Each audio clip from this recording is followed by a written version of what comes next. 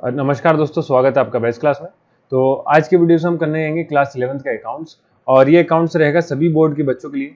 पहले तो आप सबको बहुत बहुत बधाइयाँ भैया, 10th में बहुत अच्छे से आप लोग पास हो चुके हैं, है ना। और 11th में आपने मन बनाया कि कॉमर्स लेना है मुझे, तो कॉमर्स में एक सब्जेक्ट आएगा जिसका नाम है अकाउंट्स। ठीक है, इस अकाउंट्स में आपको पढ़ना क्या होता है पहले तो वो देख लो।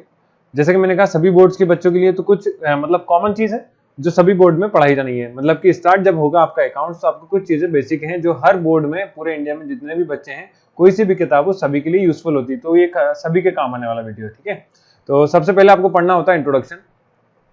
इंट्रोडक्शन में ये देखा बताते हैं कि आपको अकाउंट्स क्या होता है, कैसे पढ़ना है, क्या क्या चीजें होती हैं, ये सारे टर्म्स है ना। तो बेसिक टर्म्स, कहाँ का यूज होता है अकाउंट्स वगैरह, कहाँ इसके ड्रॉबैक्स हैं, कहाँ लिमिटेशंस है, एडवांटेजेस क्या होते हैं, वो सारी चीजें। तो बेसिक, और इसके अंदर साथ में आते हैं बेसिक टर्म्स। बेसिक टर्म से कहने का मतलब ये कि कौन कौन से वर्ड्स जो हैं जिनका मीनिंग आपको पता होना चाहिए, वो आगे जाके आपको यूज होंगे अकाउंट्स में, वो आपको पता होना जरूरी है। जिस तरह के अकाउंट से पहले आप लोग क्या क्या पढ़ चुके हैं, फिजिक्स पढ़ चुके हैं, केमिस्ट्री पढ़ चुके हैं, है ना, मैथ्स पढ़ते आ रहे हैं, तो आपको शुरू से कुछ चीजें बताते हैं। पर ये जो अकाउंट्स है ये पूरा नया नया सब्जेक्ट है। जैसे कॉमर्स में 3 नए सब्जेक्ट जनरली मिलते हैं, अकाउंट्स, बिजनेस स्टडीज और इकोनॉमिक्स। तो ये पूरा नया खेल है भाई। तो आपके अगर 10th में अच्छे परसेंट ना बने हो तो भी दुखी होने की जरूरत नहीं है, 12th में बहुत अच्छे बना सकते हैं, क्योंकि 11th में ये तीनों सब्जेक्ट सभी के लिए नए हैं। आज से पहले किसी ने कभी नहीं पढ़े, तो बहुत अच्छा मौका है, आराम से आप लोग पढ़ो। और अभी से पढ़ते चलोगे तो 12th में बहुत ज्यादा फायदा मिलने वाला है ना। तो इंट्रोडक्शन पढ़ोगे, उसके बाद आप पढ़ेंगे कुछ प्रिंसिपल्स होते हैं। ठीक है, कुछ प्रिंसिपल्स होते हैं। तो ये प्रिंसिपल्स, ये दोनों जो पार्ट है ये पूरा थ्योरी पार्ट है, ये आपको पढ़ाया जाएगा और जरूरी है पढ़ना। वैसे मैं कवर करवा दूंगा, 2 से 3 वीडियो लगेंगे, मुझे लगता है शायद से 3 वीडियो के अंदर ही कवर हो जाएगा। इसके बाद हम लोग जो भी सब्जेक्ट की बुक होती है उसका सोल्यूशन देखेंगे और सारे कॉन्सेप्ट जो है वो समझेंगे। तो कॉन्सेप्ट भी सब जगह सेम यूज होते हैं, केवल बुक्स चेंजेस होंगी। तो आप मुझे कमेंट करके बताइए कि आपके बोर्ड में जिस बोर्ड के भी हैं आप लोग, उस बोर्ड में कौन सी बुक यूज होती है, तो मैं कोशिश करूंगा कि उसका सोल्यूशन आपको प्रोवाइड कर सकूं। वैसे मेरे पास अभी 2 हैं, एक तो शिवलाल की बुक है ना, ये एमपी बोर्ड में यूज होती है, और एक टीएस ग्रेवाल है, तो ये सीबीएसई के लिए है। ठीक है, एमपी बोर्ड और सीबीएसई। इसके अलावा यूपी बोर्ड हुआ, महाराष्ट्र बोर्ड हुआ, बहुत सारे बोर्ड है। तो आप जिस बोर्ड के भी है मुझे कमेंट करके बताओ, मैं कोशिश करूंगा कि उसका सोल्यूशन आपको प्रोवाइड कर सकूं या समझा सकूं पूरा पूरा उससे, है ना। चलिए देखते हैं आगे। सबसे पहले शुरुआत करते हैं तो इंट्रोडक्शन की। चैप्टर का पहला चैप्टर है इंट्रोडक्शन। इंट्रोडक्शन मतलब कि होता क्या है, तो उस सबको समझने से पहले एक वर्ड है जिसका नाम है बुक कीपिंग। इस बुक कीपिंग को क्या चीज है पहले तो वो देख लो। नाम से समझ में आ रहा है भाई, बुक कीपिंग, किताब को रखना। कौन सी किताब? अकाउंट्स की, है ना। तो मान लिया जाए कि आप जो है किसी दुकान वगैरह या शॉप, किसी बिजनेस का अकाउंट देखते हैं। ठीक है, अगर आप किसी किताब का किसी बिजनेस का अकाउंट देखते हैं तो आपके पास अलग अलग बुक्स होंगी। उन बुक्स को मेंटेन करना ही बुक कीपिंग कहलाता है भैया, है ना। अलग अलग बुक्स होगी, तो सिंपल भाषा में कहें तो बुक कीपिंग एक आर्ट हो सकता है जिसमें हम सिस्टमेटिक रिकॉर्ड करते हैं बिजनेस के ट्रांजेक्शन्स। अब ये बिजनेस ट्रांजेक्शन्स क्या है, तो इसीलिए मैंने बोला कि आपको बेसिक टर्म से पहले सबसे पहले पढ़ाए जाएंगे। बिजनेस ट्रांजेक्शन मतलब होता है किसी भी बिजनेस के बीच में, मान लीजिए ये बिजनेस 1 है और आप लोग शॉपकीपर पे गए, दुकान है आपकी, है ना, शॉप है, दुकानदार है, आप शॉपकीपर है, और कोई ग्राहक आया है जिसने आपने सामान खरीदा है, सामान बेचा है, सॉरी, है ना, ग्राहक तो सामान खरीदेगा, आप तो बेच रहे हैं। ठीक है, तो आपने सामान बेचा है, वो आपके इसके बदले मनी दे देगा। तो ये जो लेन देन हुआ ना पैसों का, इसको बोलते हैं बिजनेस ट्रांजेक्शन। बिजनेस के बीच में जो भी लेन देन होते हैं वो बिजनेस ट्रांजेक्शन कहलाते हैं। जिस तरह से आप लोग एटीएम वगैरह गए हो अगर, तो एटीएम पे आप पैसे जब निकाल लेते हैं तो एक स्लिप मिलती है, उस स्लिप पे लिखा होता है ट्रांजेक्शन कंप्लीटेड, मतलब कि उसके बाद ट्रांजेक्शन कंप्लीट लिखा आता है। तो ये ट्रांजेक्शन हुआ मतलब लेन देन कंप्लीट हुआ। फोन पे वगैरह पे भी शो करता है, तो ट्रांजेक्शन मतलब लेन देन को कहते हैं सीधी भाषा में। तो इस लेन देन को आपको क्या करना होता है, रिकॉर्ड करना होता है, और अलग अलग रिकॉर्ड करेंगे। तो सब जगह रिकॉर्ड करने के बाद एक किताब को मेंटेन करा जाएगा, उसे बुक कीपिंग कहेंगे। तो डेफिनेशन लिखिए, बुक कीपिंग, ये बी के मतलब बुक कीपिंग है, is an art and science of systematic recording business transaction in book of accounts. Accounts की बुक में रिकॉर्ड करना। चलिए आगे देखते हैं अकाउंट्स की मीनिंग क्या है। तो डेफिनेशन कुछ इस तरह से दी जाती है कि accounting is a systematic process. Accounting एक सिस्टमेटिक प्रोसेस है और कुछ नहीं है इसके अलावा। ठीक है, सिस्टमेटिक प्रोसेस। अब कौन सी प्रोसेस है, तो इस प्रोसेस में सबसे पहले करा जाता है आइडेंटिफाई। तो ये कुछ कैरेक्टरिस्टिक्स भी हैं जो डेफिनेशन में यूज होते हैं। आपसे अगर कैरेक्टरिस्टिक्स ऑफ अकाउंट्स पूछते हैं तो आपको इन तीनों सब टर्म्स को, जो टर्म्स यूज होने वाले हैं, वर्ड्स होना है, इनको डिफाइन करना है। ठीक है, तो कैरेक्टरिस्टिक्स में सबसे पहले आता है आपका आइडेंटिफाई। तो ये डेफिनेशन में भी accounting is a systematic process of identifying, recording, classifying, summarising, interpreting और communication, communicating financial information to the user. अब ये तो मैंने पढ़ के बता दी, समझा देता हूँ। सबसे पहले करना क्या होता है कि जो भी कोई सिस्टमेटिक प्रोसेस है, इस प्रोसेस में सबसे पहले आइडेंटिफाई करा जाता है। आइडेंटिफाई करना क्या चीज है वो देख लो। आइडेंटिफाई से कहने का मतलब यहाँ पे ये है कि जितने भी ट्रांजेक्शन हुए हैं, मान लिया आप, मैंने अभी क्या बताया था, आप शॉपकीपर हैं, जब सबसे अच्छा एग्जाम्पल अपने आपको दुकान वाला मान लो, ये तो आप, वैसे बिजनेस की बात होती है यहाँ पे है ना, तो दुकान भी छोटा बिजनेस में आ ही जाता है। देखो, अगर आप दुकान वाले हैं तो आपको ये आइडेंटिफाई करना है कि पैसों से रिलेटेड कितने ट्रांजेक्शन हुए हैं, मतलब मनी रिलेटेड जितने भी ट्रांजेक्शन है वो आपको रिकॉर्ड करना है। तो आइडेंटिफाई क्या करा आपने कि मनी से रिलेटेड जितने ट्रांजेक्शन है, जिनके आपके पास बिल्स हैं या स्लिप्स हैं, इनको कॉमर्स में वाउचर्स कहते हैं अपन। क्या? वाउचर्स। आगे पढ़ेंगे बेसिक टर्म्स में, या डॉक्यूमेंट कहते हैं, प्रूफ कहते हैं, बिल रहता है ना जो, इस बिल को। तो इस बिल के जितने भी मनी से रिलेटेड ट्रांजेक्शन हुए होंगे तभी तो बिल बनाया होगा आपने। तो बिल को आपने क्या करा, आइडेंटिफाई करा कि इस वाले ट्रांजेक्शन को मैं रिकॉर्ड करूंगा। ठीक है, तो आइडेंटिफाई कर लिया, तो पता चल गया। तो दूसरी स्टेप क्या आएगी आपकी? पहली स्टेप हो गई 1 आइडेंटिफाई करना, दूसरा होगा रिकॉर्ड करना। इसके बाद आप करेंगे रिकॉर्डिंग। कहाँ रिकॉर्डिंग करेंगे? स्टूडियो में जाके। टिकटॉक पे गाना रिकॉर्ड नहीं करना है भाई। रिकॉर्डिंग से मतलब है बुक्स में रिकॉर्ड करना है ना। इस ट्रांजेक्शन को आप किताब में रिकॉर्ड करेंगे। तो किताब कौन कौन सी होती है? बहुत सारी अलग अलग किताबें होती है, जिसमें से कैश बुक होता है, जर्नल होगा, लीजर होगा। अब ये नाम घबराना नहीं, सुन के आगे जाके पढ़ना है सब अपने को, है ना। तो अभी नाम सुन लो केवल। जर्नल एक जैसे रजिस्टर हो गया जिसमें ट्रांजेक्शन रिकॉर्ड करते हैं, तो इस ट्रांजेक्शन में आप इसको कर दोगे रिकॉर्ड, तो ये होगा रिकॉर्डिंग। तीसरा काम होगा क्लासीफाई करना। तो ऐसा नहीं करना कि सारे ट्रांजेक्शन एक जैसे होते हैं तो सभी को लिख दो। कुछ उधारी के होते हैं, कुछ कैश के होते हैं, है ना, कुछ गुड्स के गुड्स का एक्सचेंज होता है, तो वो अलग अलग टाइप के ट्रांजेक्शन होते हैं। तो किसको कहाँ क्लासीफाई करना, तो मतलब ग्रुपिंग करना। क्या कह सकते हैं? ग्रुपिंग। ग्रुपिंग मतलब क्लासीफाई करने को हो गया कि हमने ग्रुप में बांट दिया, उस ग्रुप के हिसाब से जनरल में लिख दिया। ठीक है, क्लासीफाई हो गया। फिर समराइज करना होता है। समराइज मतलब कि इजिली समझ सके जिसको लोग बाग। अब आपने यहाँ तो रजिस्टर बना लिया मोटा सा क्लासीफाई करने के हिसाब से। अब मोटा रजिस्टर कर लिए तो हर पेज थोड़ी ना पलटाऊंगा मैं।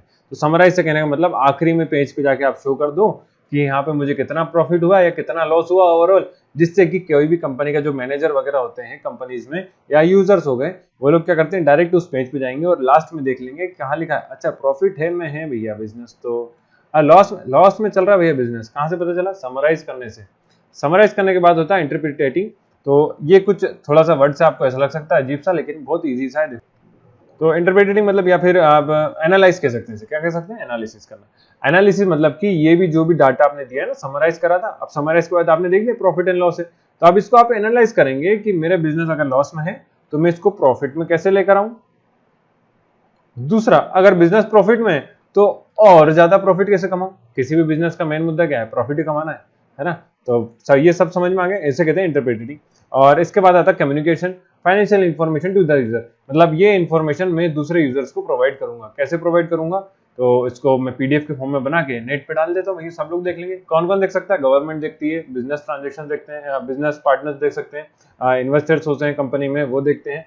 तो ये सब जो चीजें मैं आगे बताऊंगा, लेकिन इतना याद रखो, कम्युनिकेशन मतलब कि सिर्फ बात करना नहीं होता फोन पे, है ना, या चिट्ठी लिखना नहीं होता। व्हाट्सएप मैसेज करना कम्युनिकेशन में आता है, पर ये वाला कम्युनिकेशन अलग है। किसका communication? Communication of financial information, मतलब कि पैसों से रिलेटेड जितनी भी इंफॉर्मेशन है उसका कम्युनिकेशन करना, वो कहलाएगा आपका आखिरी स्टेप में जाएगा। तो ये सारी जो प्रोसेस कहलाती है वो कहलाती है अकाउंटिंग ऑफ सिस्टमेटिक प्रोसेस। तो ये सिस्टमेटिक प्रोसेस हो गई अकाउंटिंग, इन सबको अकाउंटिंग बोल देंगे। मुद्दा समझ में आ गया सभी को? चलिए, समझ में आ गया तो लाइक जरूर करो, शेयर करो, और ज्यादा से ज्यादा बच्चे जुड़ सकें तो बहुत ही बढ़िया बात हो जाएगी। चलो आगे देखते हैं। इसके बाद आपको पढ़ना क्या होता है, तो यहाँ पे मैंने आपको दो चीज बता दी, एक तो मीनिंग, इसके बाद कैरेक्टरिस्टिक्स देख लिए। अब देख देते हैं कि आपने जो अकाउंट्स बनाने होते हैं उसके यूजेस क्या होते हैं। तो यूजेस ऑफ अकाउंट्स या फाइनेंशियल स्टेटमेंट्स, वो सबसे पहले आप ये देख लो कि ऑब्जेक्टिव क्या है। ऑब्जेक्टिव से कहना मतलब क्यों बनाऊं भैया, क्यों करूं इतनी मेहनत, वाई, है ना। इतनी मेहनत करने की जरूरत क्या है, क्यों करना है इतनी मेहनत। तो सबसे पहला काम, आपने बिजनेस खोला तो क्या जानना होगा आप? पहले तो जानना चाहोगे कि मुझे प्रॉफिट और लॉस जानना मेरे बिजनेस में, profit and loss of business. 3 बताऊंगा, ज्यादा नहीं, है ना। वैसे बुक में बहुत सारे हैं, समझ लेना, पर 3 बहुत इंपॉर्टेंट है। सबसे पहला काम क्या है? मुझे प्रॉफिट जानना है और लॉस जानना है। अगर प्रॉफिट एंड लॉस पता चल जाता है तो फाइनेंशियल पोजीशन कहते हैं बिजनेस में क्या है।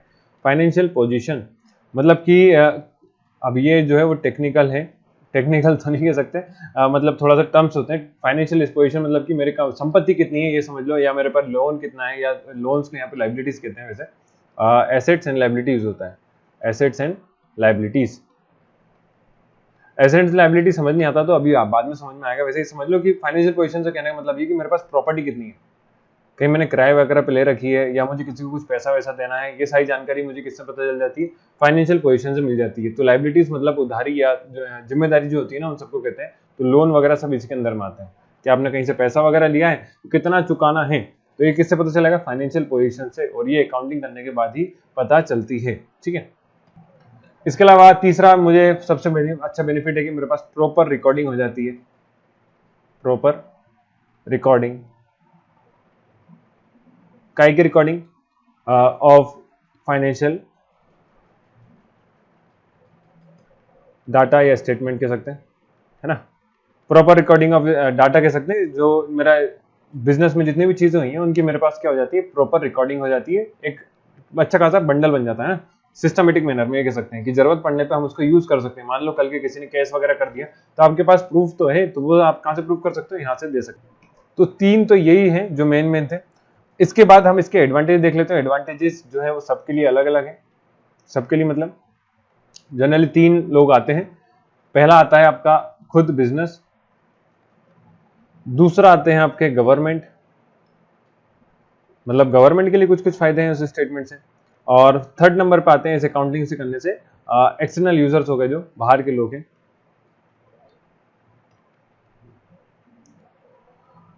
मैं नीचे इसलिए देख रहा हूं क्योंकि डिस्प्ले नीचे है, ठीक है, कैमरा ऊपर लगा हुआ है, तो आप ऐसा मत समझना पता नहीं कहां देख के बात कर रहे हैं है ना, आप ही से बात कर रहा हूं। तो ये सिंपल सा है, मैं तीन तीन बताता हूँ। बिजनेस को जानना होता है प्रॉफिट एंड लॉस, जैसे कि अभी बताया था, प्रॉफिट एंड लॉस, इसकी इंफॉर्मेशन मिलती है। दूसरा, किसी भी बिजनेस को आप लोग मान लो, अपने आप को बिजनेस मान लो कि मैं एक बिजनेसमैन हूं, तो आपको क्या जानना है, सबसे पहले एक तो प्रॉफिट एंड लॉस का इसका पता चल जाएगा। दूसरा, आपको टैक्सेशन में हेल्प मिलेगी, टैक्स कितना देना होता है ना, टैक्सेशन में मदद करता है। तीसरा ये हो गया, कोर्ट वगैरह में कोई केस होता है तो एविडेंस के काम करता है, एविडेंस इन कोर्ट, है ना। फिर इसके अलावा बहुत सारा होगा, डिसीजन लेने में हेल्प करता है, हेल्प इन डिसीजन, कैसे डिसीजन भैया, प्रॉफिट में कैसे लाना है, और लॉस में है तो लॉस में से प्रॉफिट में कैसे लाना है, या कंपनी को कितना लोन वगैरह है, लोन की मान लो रिकवरी ऑफ लोन वगैरह की इंफॉर्मेशन में मिल जाती है। तो ये कुछ चीजें हैं जिनमें ये काम करता है ना, हेल्प करता है। इसके अलावा बहुत सारे यूजेस हो सकते हैं इसके अलावा और भी, तो आपकी किताब में हो सकता है कुछ और दिए हो, लेकिन मेन तो यही है।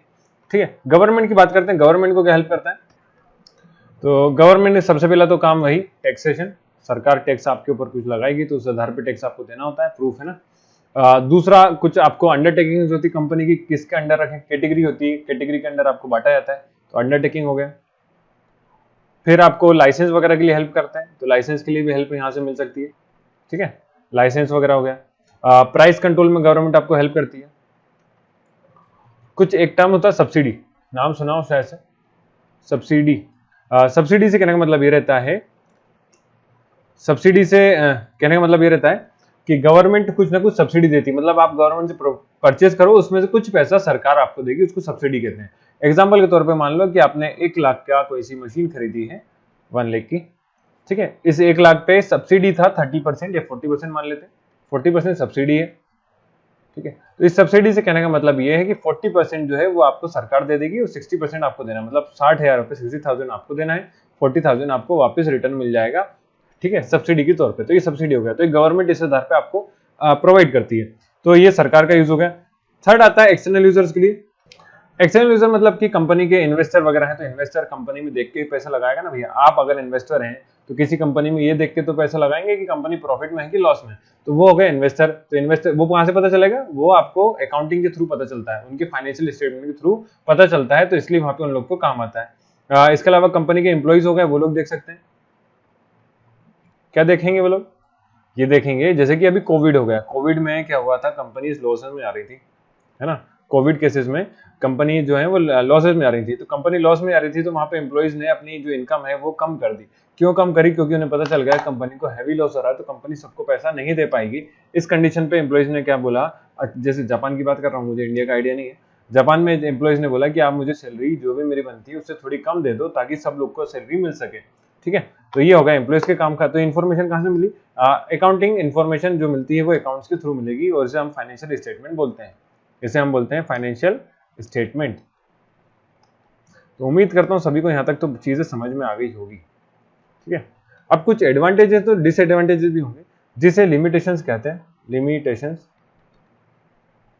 लिमिटेशन से कहने का मतलब ये है कि क्या क्या नुकसान या क्या क्या चीजें जो इससे हेल्प नहीं मिलती हैं, तो वो लिमिटेशंस में आएगी। तो सबसे पहला चीज, इंफॉर्मेशन जो भी रहती है वो कभी भी कंप्लीट नहीं होती। ऐसा नहीं है कि आपके पास जो बिल वगैरह है वो सही हो, इनकम्प्लीट इंफॉर्मेशन,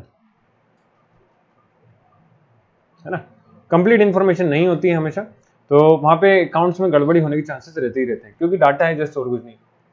सेकंड, इसका जो लिमिटेशंस में आता है वो पॉलिसीज वगैरह कभी कभी चेंज हो जाती हैं। जैसे सरकार चेंज होगी तो पॉलिसीज भी चेंज होंगी, जिससे कि कंपनी को नुकसान हो सकता है। तो यहाँ पे भी आपके फाइनेंशियल स्टेटमेंट पर असर डलेगा ही डलेगा उसकी वजह से। तो चेंज इन पॉलिसीज हो गया, पॉलिसी बदलने की वजह से नुकसान हो सकता है भैया। एक पॉलिसी का ऐसा भी मान सकते हैं कि पॉलिसीज वगैरह, मान लो कोई बिजनेस है, कंपनी है, उसमें पॉलिसी में कोई बदलाव आया तो उस वजह से फाइनेंशियल स्टेटमेंट में असर डलता है। जैसे कि अभी एग्जांपल के तौर पे मान लेते हैं भारत पे हो गया, तो भारत पे में अश्नीर ग्रोवर तो सभी को जानते होंगे ना, वही शार्क टैंक वाले। तो अश्नीर ग्रोवर को भारत पे से निकाल दिया गया है, छोड़ दिया हमने, जो भी मैटर हुआ पता नहीं। उस वजह से क्या हुआ कि कंपनी भारत पे के कुछ पॉलिसी से आपके फाइनेंशियल स्टेटमेंट पे असर डला होगा, तो वो चेंजेस पॉलिसी की वजह से असर डला, है ना, इसके वजह से भी फर्क पड़ता है। तीसरा आपका देख लो, कुछ ऐसे एसेट्स मतलब की प्रॉपर्टी, ठीक है, कुछ ऐसे एसेट्स जिसके वजह से जिनकी कोई वैल्यू नहीं होती कभी कभी, मतलब कि वो वैल्यू लेस हो चुकी है, उसके बाद भी उसको बैलेंस शीट या फाइनेंशियल स्टेटमेंट में दिखाया जाता है, फाइनेंशियल स्टेटमेंट में शो करा जाता है। तो ये गलत चीज है ना, इसकी एसेट्स की वैल्यू तो हो चुकी जीरो। एसेट्स मतलब ये समझ लो, अभी तो बिल्डिंग एग्जांपल के तौर पे क्या मान लो, बिल्डिंग।